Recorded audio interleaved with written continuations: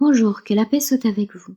Je souhaite vous partager mes réflexions par rapport à la formation de la bête dont il est question dans le livre de l'Apocalypse de Saint Jean.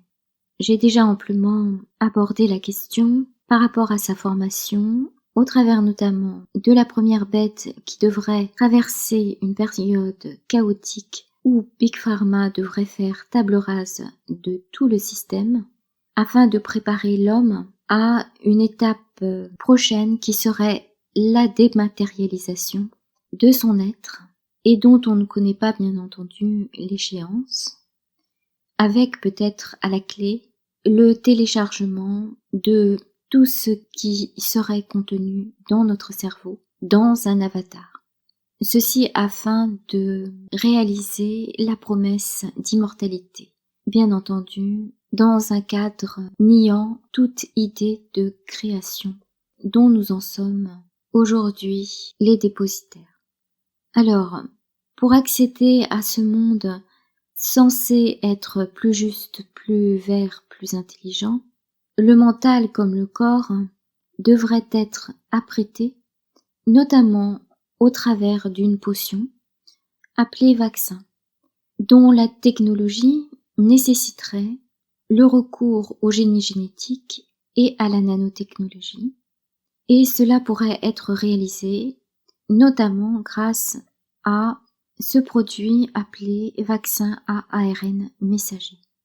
À l'intérieur, il pourrait y avoir tout ce qu'il faudrait pour permettre l'utilisation de crypto-monnaies, mais aussi de dispositions permettant une sorte de mise en esclavage, puisque cette préparation nécessiterait, comme pour un système d'exploitation, une mise à niveau régulière et donc des capacités à remplir les conditions pour cette mise à niveau. Cela annoncerait donc une inflation. Le revenu minimum assuré à la base ne pourrait au final suffire sur le moyen ou long terme, voire peut-être le court terme, sait-on jamais. Alors, j'ai découvert que le Bahreïn, en fait, n'avait pas seulement fait des commandes auprès de Pfizer-BioNTech, mais aussi auprès de Sinovac ou d'autres marques de vaccins chinois. Il en est de même pour les Émirats arabes unis et l'Arabie saoudite. C'est-à-dire, si je ne me trompe, pour les pays étroitement liés à la formation du Grand Israël, à savoir le coup de la bête. Apparemment, il est possible que ce choix reflèterait justement ces deux degrés, ces deux finalités, celle de la première bête, qui devrait préparer justement le corps, qui devrait se connecter au cou, et le cou serait composé donc d'une certaine caste qui pour le moment devrait encore attendre les résultats de ces tests opérés à grande échelle dans ce laboratoire à ciel ouvert. En effet, il semble que soit opéré un comparatif entre vaccin ARN et vaccin OGM.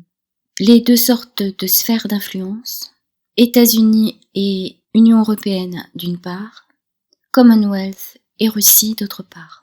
En revanche, la vente des vaccins chinois permettrait d'établir la sphère d'influence de la Chine d'une part et des liens avec la caste prochaine qui figurerait le coup de la bête. Car en effet, la seconde bête, pour l'instant, est laissée tranquille puisqu'elle est prête mentalement. Elle porterait déjà probablement la marque de la bête en esprit. La Turquie, qui elle-même fait partie de l'ONU, dont la présidence turque à l'Assemblée générale, laisserait préfigurer une possible refonte du Conseil de sécurité. J'en ai déjà abordé le thème précédemment. Formerait également une part de la bête, cependant reste dans l'entre-deux puisqu'elle tirerait profit de l'une et de l'autre, remplissant donc le rôle de la fameuse prostituée dont il est question dans le livre de l'Apocalypse de Saint Jean. En effet, cela nous donne matière à réflexion quant à la manière dont la pieuvre s'y prend pour extorquer ce qu'elle veut, sans rien donner en retour, sinon de manière illusoire, puisque les conditions sont telles que de toute façon le contrat ne pourrait pas être honorée de la part de la victime. Et c'est l'effet recherché. C'est un peu ce qui se produit par rapport à l'Union européenne, qui se laisse extorquer toutes ses richesses en échange de vœux pieux assortis d'exigences qui ne sauraient jamais trouver satisfaction. La pieuvre est vorace et goulue à la mesure de sa perpétuelle insatisfaction. Sa faim est insatiable, car avidité est son nom. C'est un glouton à qui il faudrait toujours plus de terre et toujours plus de pouvoir. Son but ultime serait l'asservissement des peuples.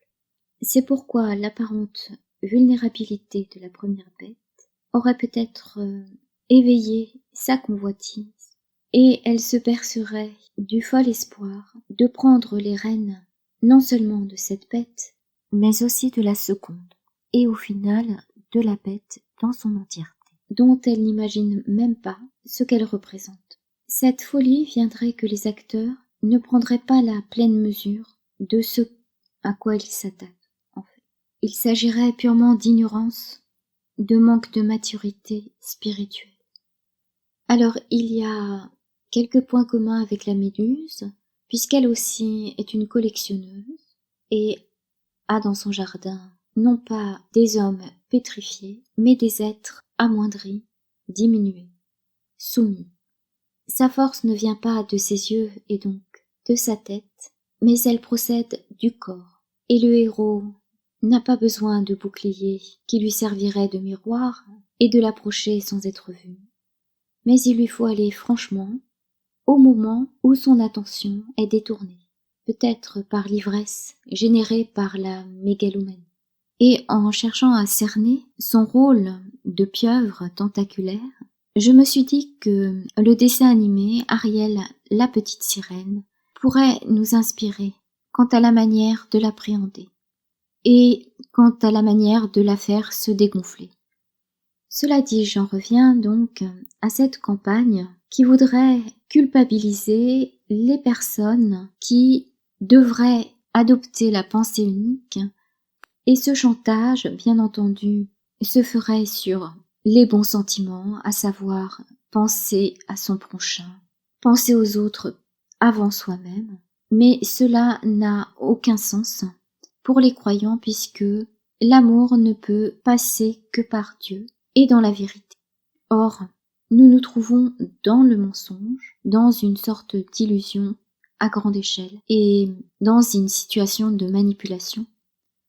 C'est pourquoi ces sortes d'intimidation et de chantage me semblent totalement déplacées et même indécents.